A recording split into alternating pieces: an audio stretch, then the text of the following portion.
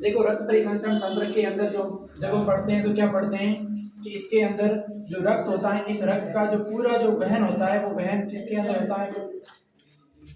धमनियां और शिराओं के अंदर, हृदय के अंदर से रक्त दो बार से गुजरता है। अब जब इसको डिवाइड करोगे तो यहाँ से अगर इसको ऐसे विभाजित करोगे तो क्या होगा? जो रक्त होगा वो कितने भागों में डिवाइडेशन होगा?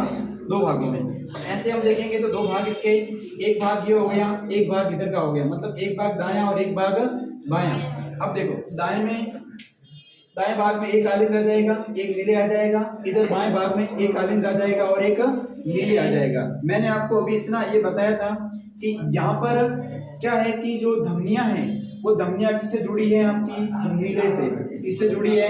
नीले से। किससे जुड़ी है? नीले से। ध्यानपूर्वक देखिए, धमनियां किससे जुड़ी हुई है? नीले से। किससे जुड़ी हुई है? नीले से। और जो शिरा जुड़ी हुई है वो किससे जुड़ी हुई है? आलिंद से। शिरा है वो शिरा किससे जुड़ी हुई है? आलिंद से। यहाँ पर जो ये शिरा किससे जुड़ी हुई है? आलिंद से जुड़ी हुई है। और शिराओं का जो काम होता है वो क्या होता है? शरीर के विभिन्न भागों से रक्त को हृदय में लाना। और धमनियों का कार्य होता है कि हृदय से रक्त को शरीर के विभिन्न भागों तक पहुंचाना। तो इस पूरे के घटनाक्रम को एक बार समझ लीजिए कैसे पूरी प्रक्रिया होती है। देखो ये हमारा बंद मुट्ठी के आकार का हृदय, बंद मुट्ठी के आकार का हमारा क्या है? हृदय। इस हृदय के अंदर क्या होता है कि जो आपका ये और ये आपका शरीर और ये आपका फेफड़े। अब मान लो ये आप शरीर है, शरीर के विभिन्न भागों से, ध्यान से समझना, शरीर के विभिन्न भागों से जो हृदय की ओर जो रक्त को लाने का काम करेगी वो होगी महाशिरा। कौन होगी? महाशिरा। कौन होगी? महाशिरा। एक बात ध्यान रखना, महाशिरा के अंदर क्या पाए जाते हैं? बालव। क्या पाए जाते हैं? बालव पाए जाते हैं। महाशिरा के अंदर क्या पाए जाते हैं? बालव पाए। यहाँ शिराओं के अंदर क्या पाए जाते हैं? बालव पाए जाते हैं। यहाँ से हृदय कहाँ आएगा? आपके दाएं आलिंद में। कहाँ आएगा? दाएं आलिंद में। जैसे ही दाएं आलिंद में आएगा तो दाएं आलिंद फूलेगा, दाएं आलिंद फूलेगा। तो दाएं आलिंद फूलेगा तो दाएं आलिंद के फूलने से, और ये क्या, ये दाएं आलिंद से रक्त फिर कहाँ आएगा? नीले में। कहाँ आएगा? नीले में। तो दाएं आलिंद से रक्त जैसे नीले में आएगा, फिर वापस नीले क्या होगा? संकुचित होगा। वापस क्या होगा? संकुचित होगा। और संकुचित होगा तो हृदय कहाँ जाएगा? जो रक्त होगा वो कहाँ जाएगा? आपके फेफड़ों में। कहाँ जाएगा? फेफड़ों में। एक बात ध्यान रखना, यहाँ पर जो रक्त जो यहाँ जो चल रहा है वो रक्त कैसा है? CO2 युक्त है। कैसा है?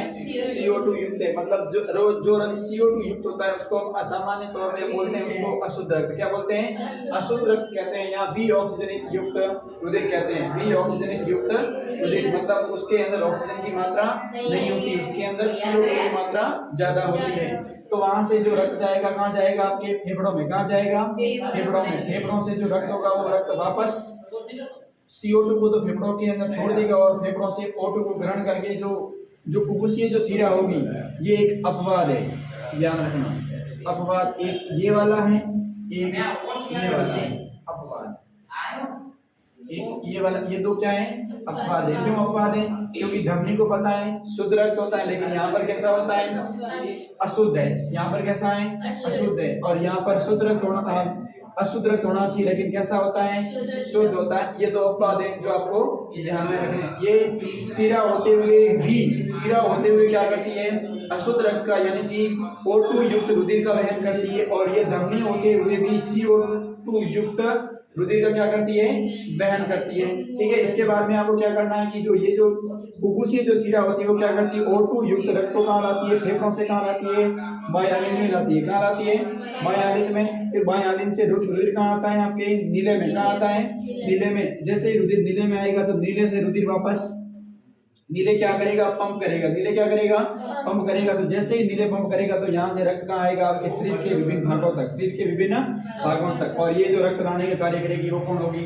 महाधमनी। कौन होगी? महाधमनी। और ये जो महाधमनी होगी, इस महाधमनी का काम क्या होगा कि हृदय से रक्त को शरीर के छोटे छोटे अंगों तक ले जाने का काम करेगी। वो कौन होगी? महाधमनी। कौन सी होगी? महाधमनी। इस तरह से जो पूरा प्रक्रम होता है वो चलता रहता है। अब आप ध्यान रखना कि यहाँ पर जो ये तो क्या है? आलिंद है। ये भी आलिंद है, ये भी आलिंद और ये भी आलिंद है। अब सॉरी नीले, ये दो नीले हैं और ये दो क्या है? आलिंद है। अब देखो जो ये नीले होते हैं, नीले की जो दीवार होती है वो कैसी होती है? इन आलिंद की अपेक्षा कैसी होती है? मोटी। नीले की जो दीवार होती है वो आलिंद की अपेक्षा कैसी होती है? मोटी होती है। तो मैंने यहाँ पे लिखा है कि आलिंद की अपेक्षा नीले की जो पेशीय भित्ति होती है वो कैसी होती है? मोटी। क्यों? इसका कारण क्या है? क्योंकि नीले को जो रक्त जो होता है वो पूरे शरीर के अंदर क्या करना होता है? पंप करना होता है, यानी कि शरीर के विभिन्न भागों तक रक्त को भेजने का जो काम करता है वो कौन करता है? नीले। कौन करता है? नीले करता है। और नीले से रक्त को पूरे शरीर के विभिन्न भागों तक भेजा जाता है या ले जाया जाता है। इसलिए कहते हैं कि जो धमनी होती है उसकी भी दीवार कैसी होती है?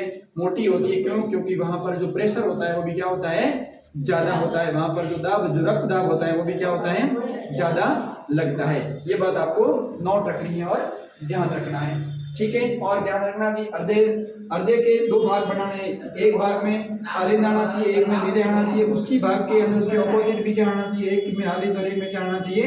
नीले आना चाहिए। क्या आना चाहिए? नीले आना चाहिए, ठीक है। इस तरह से ये होता है रक्त परिसंचरण।